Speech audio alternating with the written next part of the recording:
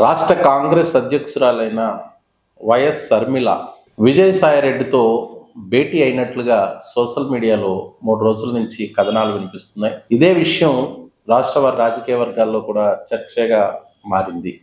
3 రోజుల క్రితమే సుమారుగా 3-4 గంటల పాటు సుదీర్ఘ చర్చలు విజయసాయిరెడ్డి ఏదైతే మొన్ననే రాజ్యసభ ఎంపీకి రాజీనామా చేశారు, అదేవిధంగా జగన్ లండన్ నుంచి ఇండియా వచ్చిన రోజే పార్టీకి కూడా రాజీనామా చేయడం అనేది మనందరికీ తెలిసిన విషయమే. ఈ నేపథ్యంలో వైఎస్ షర్మిల ఇప్పటికే జగన్ మీద పూర్తి వ్యతిరేకంతో జగన్ నాశనం అయిపోవాలని కోరుకుంటున్నటువంటి షర్మిలతో ఏదైతే విజయసాయిరెడ్డి రహస్యంగా భేటీ అయ్యారు అనే వార్తలు సోషల్ మీడియాలో వస్తున్నాయో అది నిజమైతే రాజకీయ వర్గాల్లో సంచలనం అని చెప్పాలి. మరి విజయసాయిరెడ్డి గారు ఏమైనా వేరే నిర్ణయాలు తీసుకుంటున్నారా?